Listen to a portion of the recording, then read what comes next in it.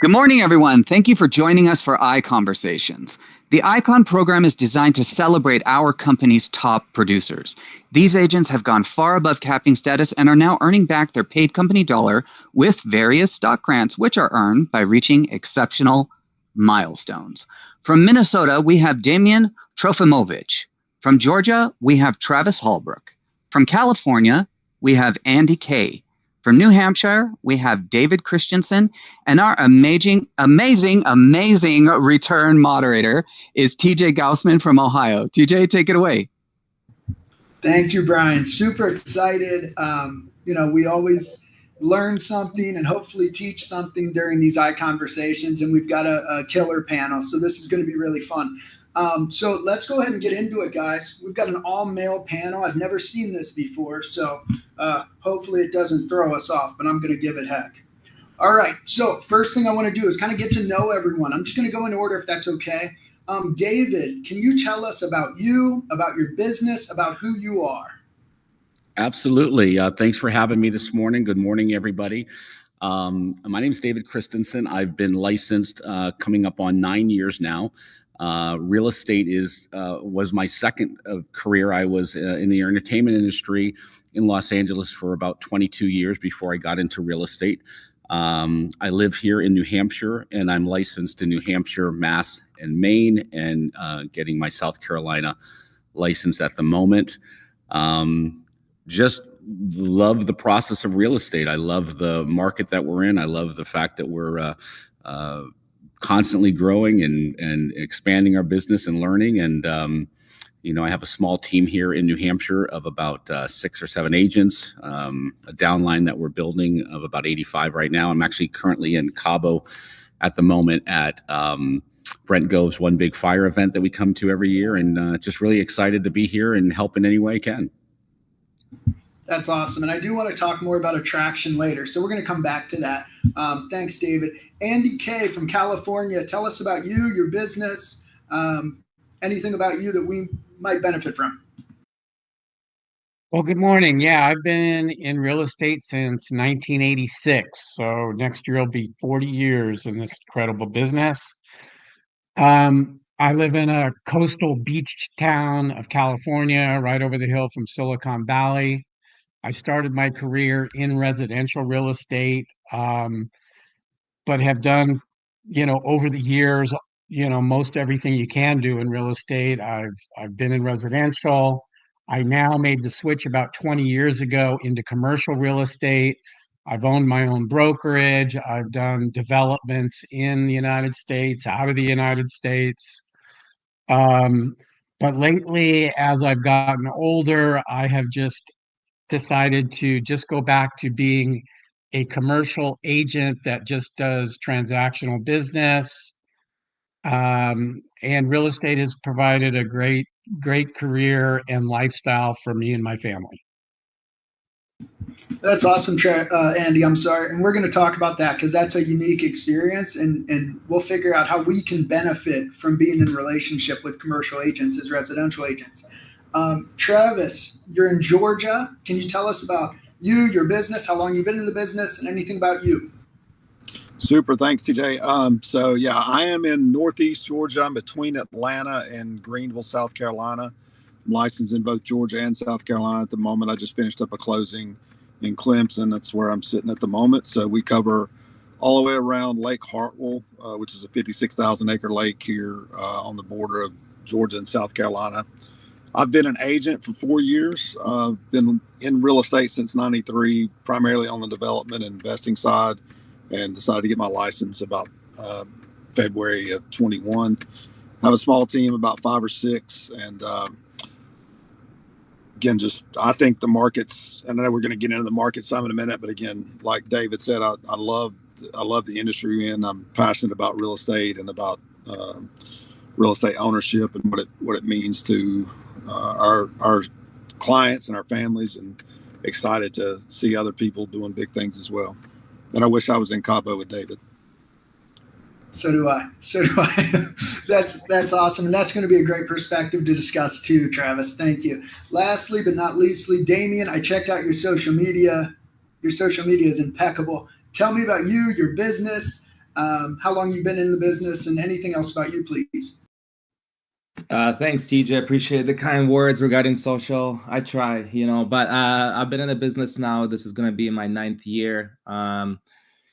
I'm here in Twin Cities metro market, so pretty much focus everything within like an hour of Twin Cities. Of course, have a couple areas that I'm more hyper-focused on, but mostly residential, not do any commercial.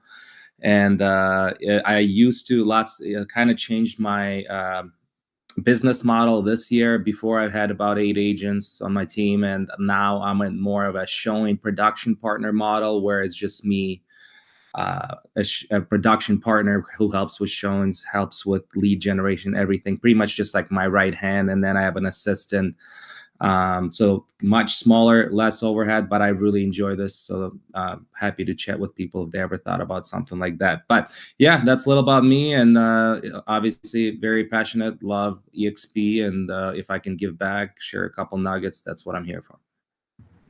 I love that. That's great. So Damian, while we're with you, talk to me about like your one thing. What would you say your one thing is that separates you from most agents that just aren't at your production level, aren't at your success level? What's the one thing that separates you?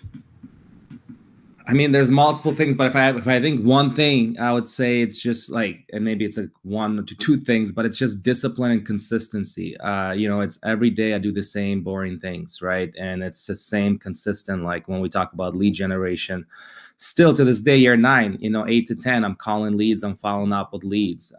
It's just my non-negotiables. So, and that's where I think so many people have the waves up and down, because they're all over the place. They get a show and they get busy. They forget about the things that still need to be done every day to move the business forward, move the needle forward for your business.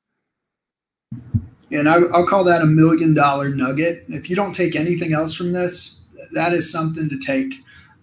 Travis, can you talk about, and this is the cool thing, we all have different markets, in different businesses. What is the one thing, Travis, that you think has separated you to get where you are in 4 years? I know you had some real estate background, but you still essentially started at zero. What is the one thing that you really think set you apart? So I think, and this is probably going to be a theme that gets repeated a bunch, because it's just, it is what it is. Damian just said it. I think it was Jonathan that was saying it there at the end of the big agent meeting.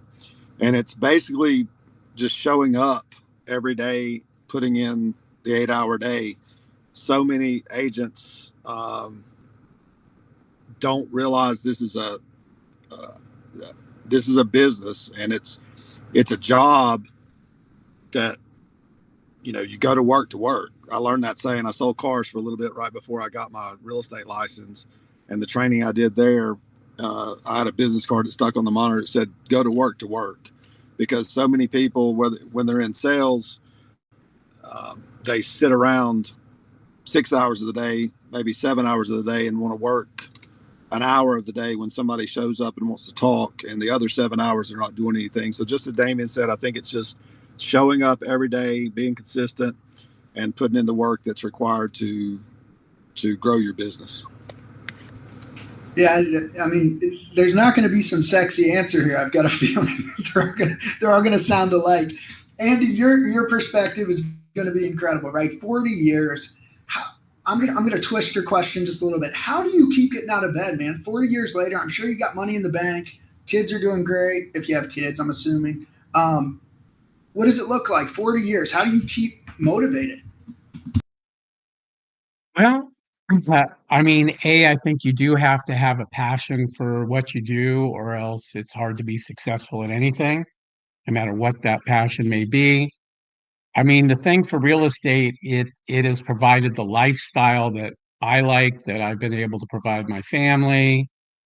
So, it really starts with, to me, I'm a lifestyle guy.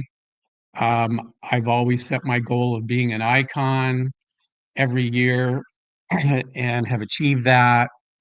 And it just starts with the passion, and I have tried or been successful in, most of the endeavors we've taken on, residential real estate development, etc.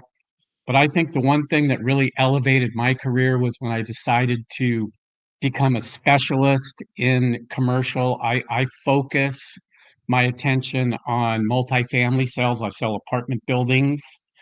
And that when I decided to just not be a generalist and become a expert in my market, it was very easy for me to separate myself from the, well over 1,300 agents that are in my marketplace. Yeah, that's a valuable nugget there too, right? Find your niche, especially if you want to differentiate. David, I missed. How long have you been licensed? Coming up on 9 years now. 9 years. Okay, so you and Damien are about the same there. So, yeah. What do you think attracts? So 9 years. I mean, that's a good run, but I assume this isn't your first year of success. So, what is your differentiator? What's your one thing that you think separates you from the 85% of agents that are doing 6 deals a year? Sure.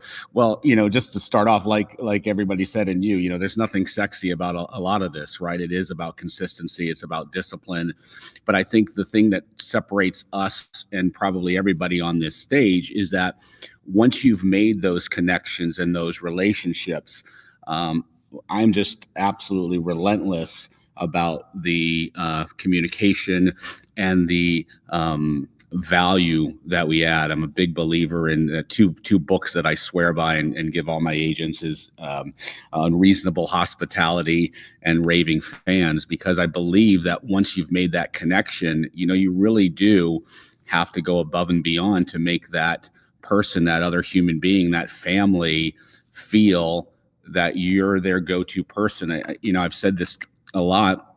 We have our family doctor, we have our family attorney, you have your family wealth advisor. There are certain people in your life that are just your go-to person, but somehow realtors don't seem to fall into that. They tend to be very transactional.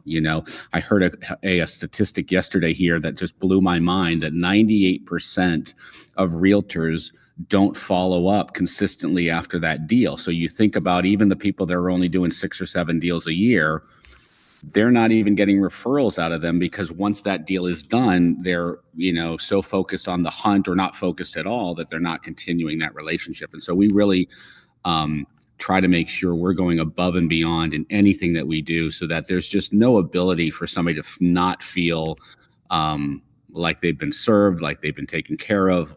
And it really doesn't take a lot. I mean, it's amazing because so many people across all sorts of industries, not just realty, can tend to do the bare minimum. When you really put that extra effort in and you pay attention to the little things, it really goes a long way. And, I think all of us have a passion for this industry. So it's something that we love to do as well. That was valuable. I put the names of those books in the chat for anybody. They've got audiobooks too, both phenomenal. And I heard a stat once, and this is probably what you're referencing too, that 87% of clients said that they would use their agent again on the next transaction, and 11% of clients do. Correct. Which is deeply connected to our follow-up, right? Absolutely. It's black and white. Okay, so David, I'm going to switch gears here. I'm going to stick with you. I want to think about a time.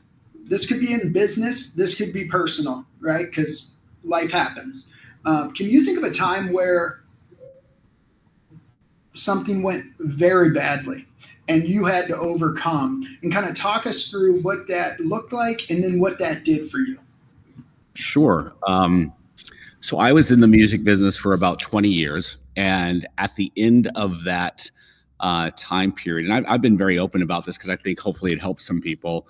I struggled with alcoholism, and I had a very, very successful career, God bless, in the entertainment business, and had all the dreams and wishes and things that you want to come true, and really had some personal challenges. And so overcoming that, and then kind of figuring out, how do I transition all that work and insights and whatever skills I had learned over the years into an entirely different career path was super challenging. It was I felt initially like a fish out of water. But the one thing that I learned is that skill set is skill set, and understanding people and understanding how to bring value is a very common denominator between any type of career. And so when I talk to some people that are looking to get into real estate and maybe they weren't in this career path, I try to have them focus not on the resume of what line items they did, but what skill sets did they have? Did they have the ability to communicate with people? Did they have the ability to listen? Did they have a heart for service? Did they have a work ethic? Because those things are the leadership qualities that I think make people successful in the business. Not that they are the most brilliant tactician or negotiator. A lot of those things can be learned, but some of those core things can't be. So I think that transition and I'm grateful I'm 14 years sober now, but that was certainly a dark period and a challenging period and a scary period. And it all worked out okay. And I'm glad to be on this side of it, Yeah, super grateful for you sharing that vulnerability. Incredible, and congrats on 14 years. I have 10 years here, so good for you. That's awesome. So Andy, can you talk about a time when you ran up against, be it personal, professional, just one of those difficult times that you weren't sure how it was going to end, what that did for you and what it looked like? Well, sure. I mean, I'm going way back to when I was a freshman in college, when a good friend of mine, an older kind of mentor from high school, convinced me to leave California and move to Las Vegas. His dad had a rental property there, and he said, "Hey, come out with me. It's going to be exciting. We can go to school. Got a place for you to live," all of that. Well, as it turned out, I left California. I was going to a university here in California, packed my little Volkswagen Bug, drove all the way out to the desert, only to find out that there was no room at the inn, so to speak, at his father's rental, that I had to basically go out and find my own place to live. And at the same time, my parents had said, "What are you doing? We're not going to stop you, but we're not going to, if you're going to leave a good UC university to go to Las Vegas, that's on you."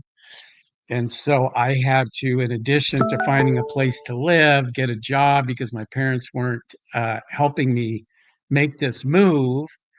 And so I guess the moral of the story is I did all those things. I ended up finding, for the first time when I was about 18, 19, finding a place to live on my own, got a job, got through the university, my semester there, even though I had kind of been burned by my friend. I guess the moral of the story, it was at a young age that adversity gave me a lot of confidence to know that, look, no matter what life throws at you, it's really not what happens to you, but it's what you do about it when those times do get tough. And while it was a miserable time in my life and I was very isolated, alone, all of that, I look back at it now and I've told my kids this many times, that story gave me a lot of confidence, which I fall back on to this day, that no matter what adversity comes at you, you don't wallow in your self-pity. You just pick yourself up by the bootstraps, get through the hard times, and, all of a sudden the sun starts shining down the road.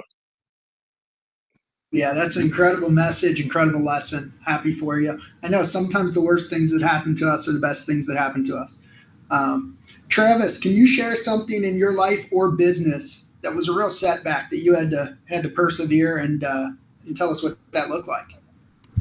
Sure. And TJ, I know you want us to focus on one thing, but one thing I want to say to everyone is, one, it's never going to be just one thing in our life. If it is, we're just not doing enough. I mean, the key to growth is being willing to fail and get back up and fail again and get back up and fail again. So, obviously I came up, like I said, in the building and development side. So I was part of the real estate crash, 07, 08, that went bankrupt in 08. And that may seem like that was a big deal, and it was a big deal, but I'd also like to let people know that even after you hit a level of success, there's still going to be these obstacles. So even as recent as October, November, December of 24, I was probably in one of the biggest mental and emotional battles of my life, both from a business and just personal relationship, personal perspective. Our team had kind of grown rapidly early last year, and then almost even quicker collapsed back down. And so the second half of last year was we struggled real heavily on transactions. I think August was a very big month for us, and then October, November, December, I think I closed one transaction personally. And then just put that in perspective again, I've been licensed for 4 years. Next week I'll hit my fourth icon level, my fourth time as an icon. So I've iconed all 4 years. I've hit a level of success. I know what to do, but there's still going to be times when we struggle. And so the thing that I focused, what I learned in this past struggle was to solve today's problem, and not focus on what could be tomorrow's problems. I mean, obviously we got to plan and have goals, but we create so many problems in our mind about what tomorrow is going to look like, and we waste time today that we could use solving today's problem. So that's the thing that got me through that. I've got a great business partner. I am partnered with Place, and my business partner Ben Kinney helped me through that process of just what do we need to do today to solve today's problem. We'll figure out tomorrow's problem, but let's get today's problem solved and then go on to tomorrow's. So. Thanks for sharing. These guys are setting the vulnerability bar very high. So, Damien, we're going to go to you. The bar is high. Can you tell us a time in your life where really things got very difficult and you had to overcome what that looked like and what it did for you? Yeah, no, I think, and thanks for the panel for sharing, getting deep on these topics. And that's just kind of what it is. I think I could sit here and go through the years, my last 10 years. And I mean, there's a lot of stuff that I had to overcome, but I think everybody's kind of sharing the same message, which I want to double down on. It's not what it's a lot of stuff can happen to you, but do you become a victim of that situation, or do you try to learn and redirect yourself to something better from that situation? Because a lot of times you'll have stuff that goes through life, and whether it's personal, whether it's business, and a lot of times it's redirection to something better and bigger. And I've had things in my business that happened where I thought, why me? Why am I getting betrayed? Whatever you want to call it. But then it was actually, and I don't know how many of you here, believers, but I do think God has bigger plan, and there's always something done for purpose. But I think one thing that I think I assume most of the people watching this are newer agents. I remember year 3, that's when I started making over 100,000, just consistently. But I took a pedal, off the gas, and I went on vacation to my home country in Ukraine. It started, I was still young, dumb, but that 3 months, as everybody knows, it reflects whatever you're doing today is going to reflect in 3 months from now. And I remember at that time I went negative in my bank account, had to borrow money from best friends, and my team leader at that time. I was on the team at that time. It was just an embarrassing moment. And I remember even people close to me said, maybe get another job, and and maybe that wasn't meant for you. And at that time I had to make a decision, and I was like, okay, do I get a second job? But I decided to go all in and believe in myself. And that's something that I think a lot of people, there will be doubters. There'll be situations where you kind of really have to commit. I love using the word commit to going all in, because if you're not committed, I could have done again 3 months later to taking it. So since then, I've never had that issue, because I started doing what needed to be done at consistent level, being disciplined about it. Doesn't matter whether it's summer, whether it's vacation, I'm getting business done. But that was one thing, I think, business level. I've had other things that happened, but that's something that I wanted to share that happened early on in my business that actually catapulted my business upward when I decided to go all in. Thanks for sharing. And there's a message here. I usually just try to moderate, but I want to share something here because I think it's important. So, my story is I spent 13 years with a horrific drug and alcohol addiction, the worst kind of drugs. I mean, I was not somebody that anybody should or would trust. And I just wallowed in self pity. Why me? Life isn't fair. And we talk about, I'm not wired, disciplined, whatever. We tell ourselves all kinds of crap and we use that as excuses on why we're not successful. And, and I was not someone that was wired for success. I'll tell you that right now. But by going through something that was so difficult, which was, getting clean and sober and something that I didn't think was possible, what that taught me is that this isn't very hard. We tell ourselves going to work is hard, making calls is hard. If you are sitting in the audience and you can't think of an obstacle, it's like, well, I really suggest do something hard. Do something so hard that when you show up to work, it's a break. This is the easy part of life. And I think that's something when we do these panels, we hear there's some version of hell that everybody who's a top producer oftentimes has gone through.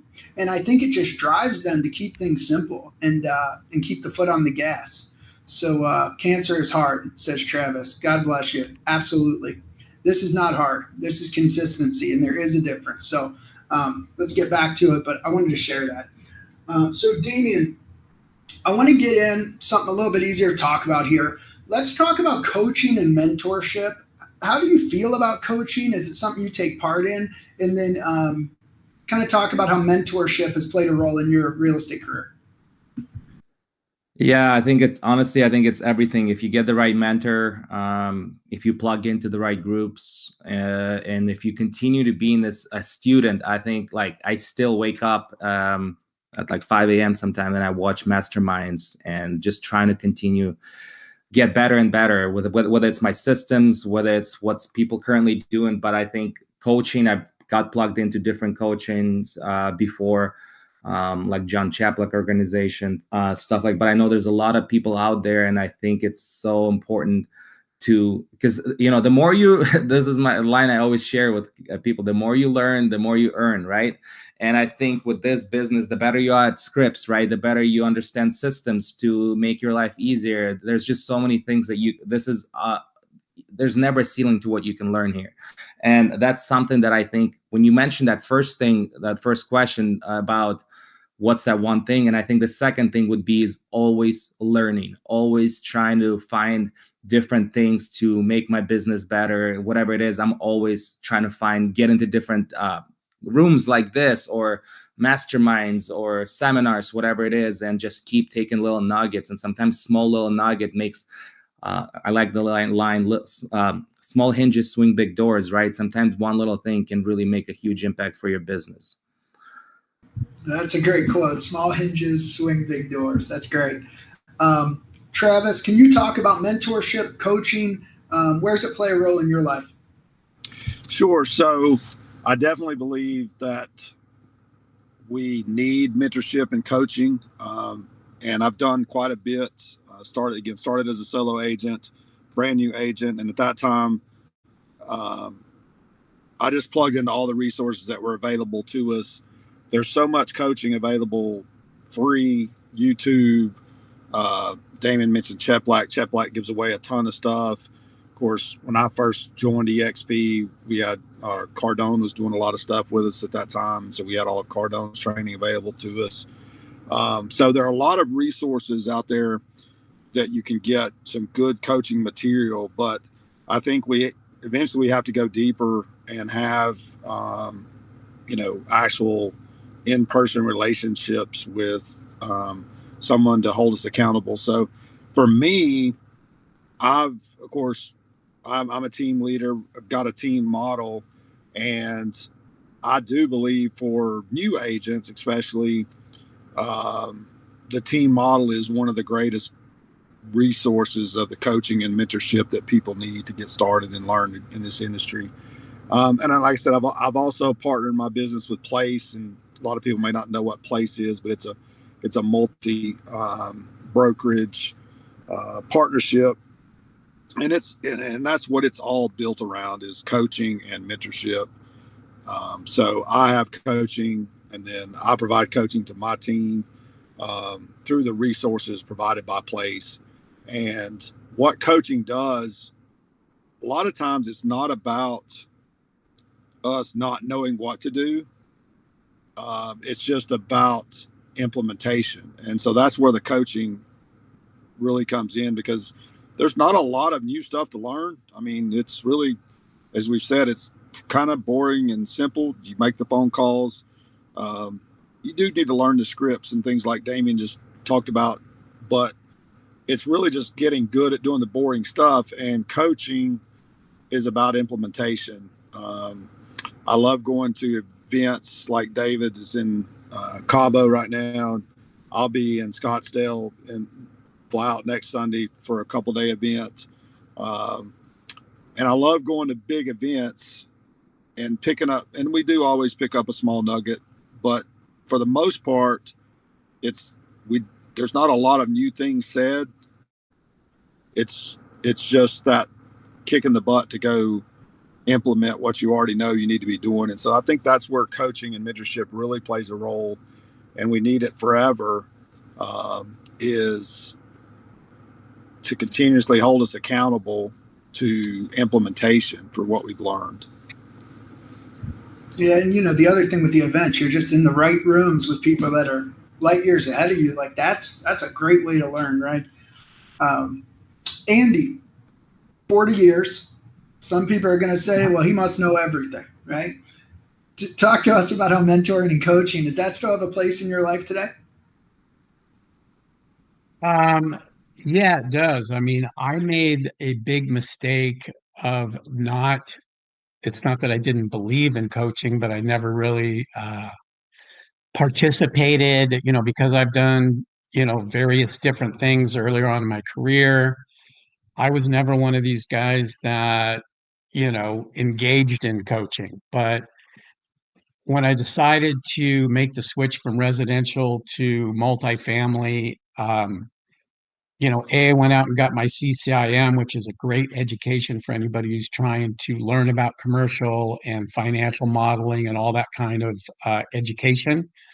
Before I even got into it, I wanted the education, but then I also did sign up for, there's lots of residential coaching avenues people can go down, but there are less, I would say, in the commercial arena. However, I did find a, commercial coaching avenue. And the biggest thing I'll say about coaching is that it's really, to me at least, more of a mindset, because I do believe that, human beings have this amazing capacity, if their mind is right, to achieve anything they really set your mind to. And the biggest thing for me about coaching is when you're around successful people who, just get their mind right and set their goals and understand the systems, and just being around other like-minded successful people is a way, at least for me, to get myself back on track. Even though, like everyone said, there's no magic bullet that comes out of coaching, but for me, it's more of getting my mind set to, keep me right on track and moving forward towards whatever it is I or anyone else wants to achieve. Yeah, that's great. And we're going to talk about mindset in a minute, because I think it's such a big piece of the puzzle.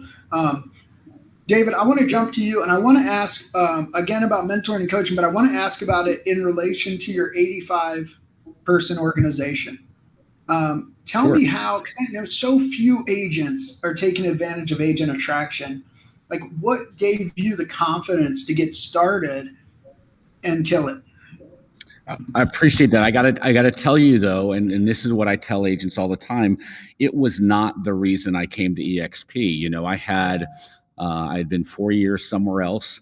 My brother-in-law is a real estate coach, and he was at EXP and had been talking to me about it for 2 years. And I just kept telling him no. Finally came over, attraction wasn't part of why I came. But what I found is that the more I did what I talked about earlier, which was communicate with my clients, have better relationships, and I did that same thing with my colleagues. I've always been a big believer in that it's not an us against them business. And I think anybody who feels that way, it's pretty short-sighted. So I've always really tried to build those same type of relationships with my agents and colleagues. I found that the phone started ringing and people were very inquisitive. Well, how do you like EXP? Why did you go? You had a really robust business where you were. What was the reason? And I'll tell you that I think it's 87 people right now, came from 0 outbound calls, 0 cold calls, 0, hey, can I take you to lunch type of things. What it came from is 4 people came over with me when I left my other brokerage, and the rest of them were just agents that I did business with that said, hey, it seems like that's a good fit for you. Can I talk to you about it? And that first 15 agents that came over that way then netted that next 70, meaning that those people actively kept that same mantra. It's about attraction. It's not about recruitment. It's about going out and doing good work, being of service, being a good colleague, a good friend. And people sense that. And people go, I kind of want to see what that's all about because it doesn't feel that way at my brokerage. So I'd love to take credit for being some genius at it, but it really was just about creating an avenue where people could see something was really good happening and not turning them off by in some way trying to, we call it, EXP vomiting all over them or trying to use car salesman them, but just really try to show an opportunity.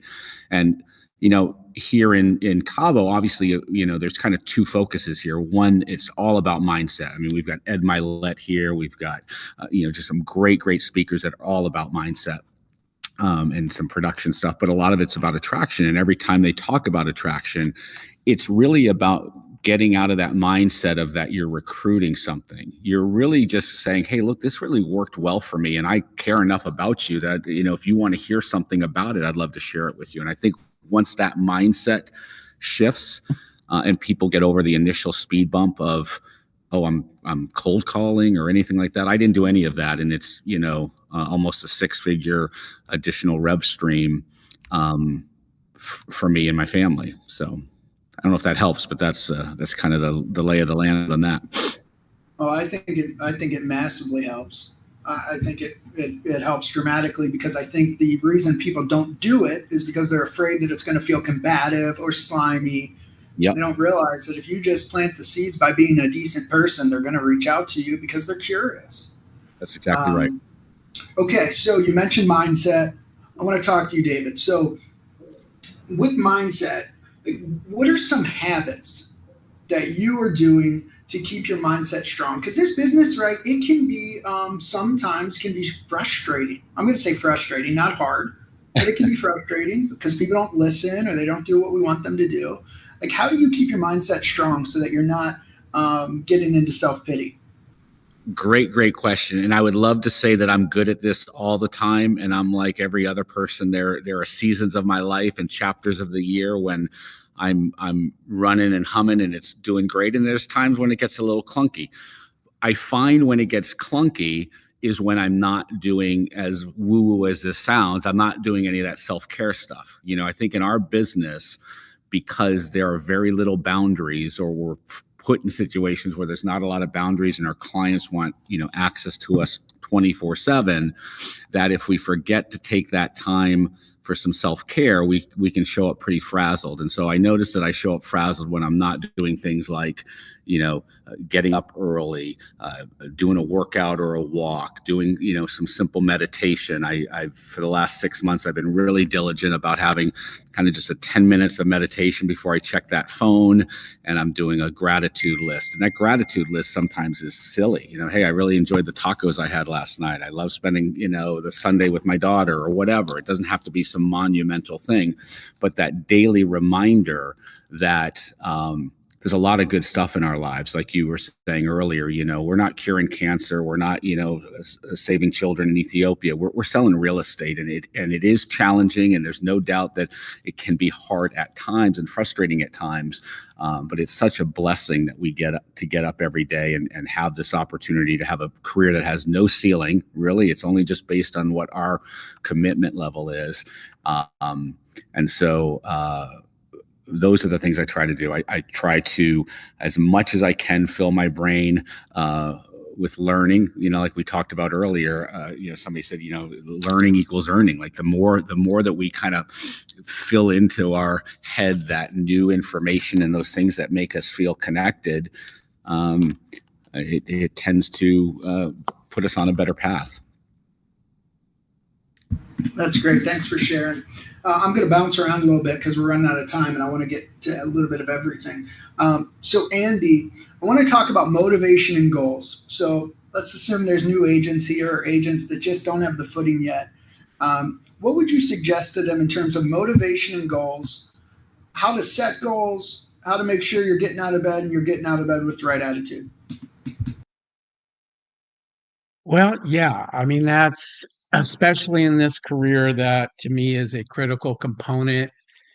And, one thing I've always prided myself on is being, encompassing real estate into my entire life. And I think I mentioned I'm a lifestyle guy. I spend a lot of time and on the daily try to spend time thinking about how I want my life to turn out, even though it may not be realized in the present. The more time you put mental energy into the life that you want, the income that you want, the hobbies that you want to pursue, the friends that you want to spend time with, building relationships with your kids, all the things, I think a lot of realtors are very reactive to the business rather than being proactive. And, if it makes sense, spending time, getting, we've talked about mindset here today with the other gentleman, but the more time that you can spend defining and really trying to understand your relationship to what your future could be, I think the more likely you're going to realize and surpass all the dreams that you may have. So I guess that'd be my answer. It's a great answer. Travis, can you talk a little bit about goal setting, what that looks like, and accountability? Sure. So we do as a team, we do goal setting on an annual basis, but we focus on the fact that it's a living document. So we start goal setting in October. And I think that's one of the biggest traps that we fall into sometimes as agents is we plan for the year, but we don't start that planning until January. So then by the time we get our plan put together,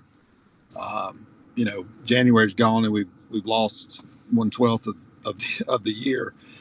So we start planning in October. We do individual planning, and then we come together as a team and do team planning. And we just start and work our way backwards. It's reverse engineering. So we set our goals based upon, and we look at it at 3 levels. and I first learned this when I joined EXP. I'm in the Honey Badger Nation and have some great business planning tools there. And we started with 3 things. First, you got to decide what are your basic needs. What do I need to pay the power bill? What I need to do to feed myself and my family? And then what would it look like? What are my needs if I have some level of success? And then what are my dreams? What do I need to make? And if it's buying a yacht, if it's buying a plane, if it's buying a beach house, but really dream big. So we come up with those 3 sets of numbers, and then we look at, well, what does that have to look like in my daily life? And we reverse engineer back. And you really can, if you start with the end and goal, kind of like Andy just said, if you think about what you want your life to look like in the future, you can work your way back to what do I need to be doing really every minute of the day. You can work your way back to how many phone calls do I need to make today? And then how many phone calls is that an hour? How many conversations is that an hour? And you can work that way back. And I think the importance of setting goals is what keeps us accountable. And so many of us get in this business and we say we're getting into it for freedom and for flexibility. And we run away from accountability when the reality is accountability is what earns us that freedom. If we're accountable to a set of goals and we do what we know it takes to reach those goals, that's where that freedom comes in to live the lifestyle like Andy was talking about. So, and I tell agents all the time, expectations are simply based on your goals. You know, if your goal is small, and it's okay to have a small goal, we don't try to force people, even again to David's point about agent attraction and things like that. We don't try to force people to say you've got to hit a certain level of production or you've got to do great big things to be around us. But if your goals are to hit X and you're not putting in the work to reach X, then, you know, that's on you. That's where the expectation is.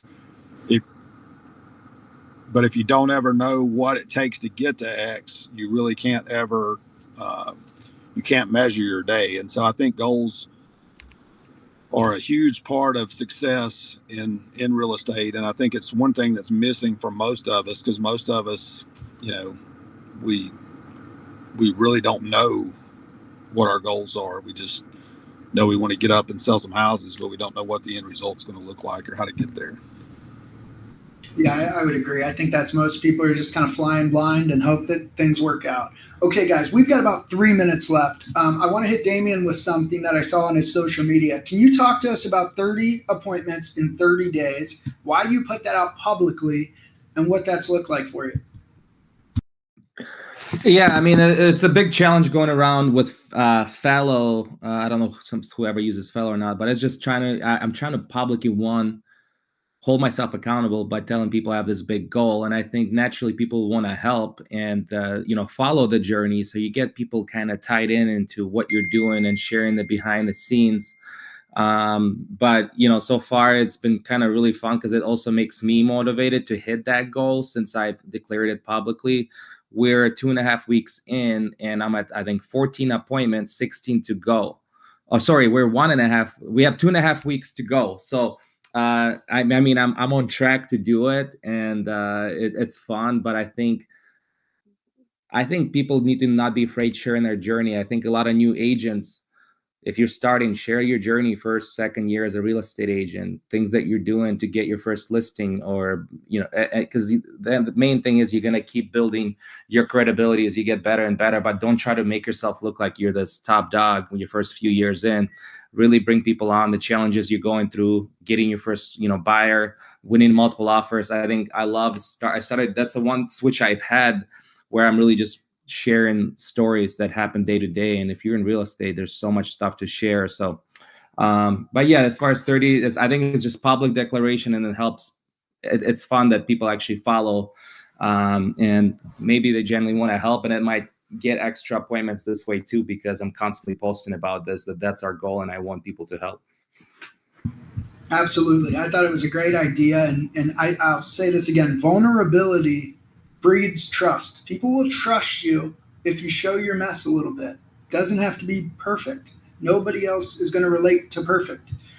Okay, guys, we've got like 30 seconds a person. I want to go through this final question. If you were to give a new agent or an agent that's struggling something they can start doing today to get results in the next 90 days, Damien, what would you tell them to do?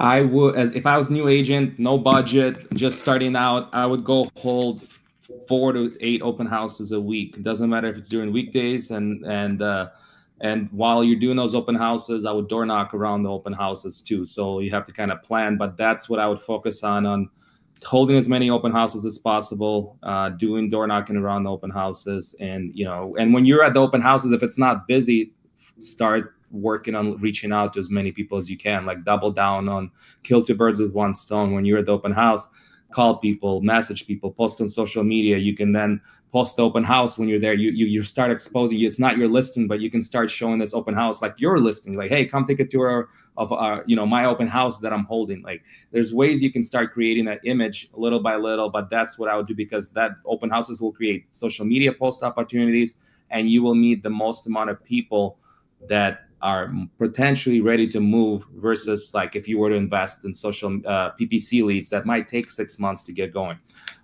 So that's what I would do. That's phenomenal advice. Travis, about 30 seconds. What would you tell an agent to do today to get business in 90 days?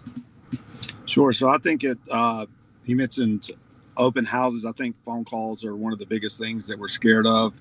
I always joke, about how heavy the phone is, and we just don't want to pick it up. But if you don't have anything going on, you're not going to have anything unless you are talking to people. It's all about conversations. So I would say the easiest thing to do is pick the phone up and start calling everybody that you know, and don't stop calling in a day until you've got an appointment, unless you just absolutely run out of time. But if you call everyone you know, ask the right questions. We say there's three success tools, and that's saying the right thing, saying it enough times, and having enough people to say it to. So I think if you learn some scripts, so you're saying the right thing, and then call everybody you know, and then if you don't know enough people, open houses are a great way to meet people, like Damien was talking about. But you've got to focus on your database and have enough conversations, and don't stop until you get an appointment. It's beautiful. I always tell agents there's 12 deals in your phone right now. You just got to call everyone to find them. Okay, guys, we've got like 1 minute. I don't want to cut anybody out. Andy, is there anything that you can think of that people should be doing right now to get deals in 90 days that we haven't touched? Well, for me, because I'm a little different, I'm in the commercial space. The decision that I made to become an expert in the multifamily space in my marketplace, kind of instead of me having to go out and find people to do business with, they found me, because I became the known throughout the community as the expert. My moniker is, Apartment Andy. Everybody in my town knows that that's what I do. And so people now seek me out. So I would just say, and you can do that in residential. You pick a something that you're passionate about and become the expert, and all of a sudden you find that you become the go-to person in your marketplace. Well, thank you guys so much, David. We're going to not be able to get to you. I hope you don't get offended, but it was a wonderful time with you guys. You guys were great. Thank you. Thank you, guys. Hey, I want to thank Thanks, all guys. of you for joining today. Yeah, have a great day. Thanks, everyone. I appreciate the opportunity.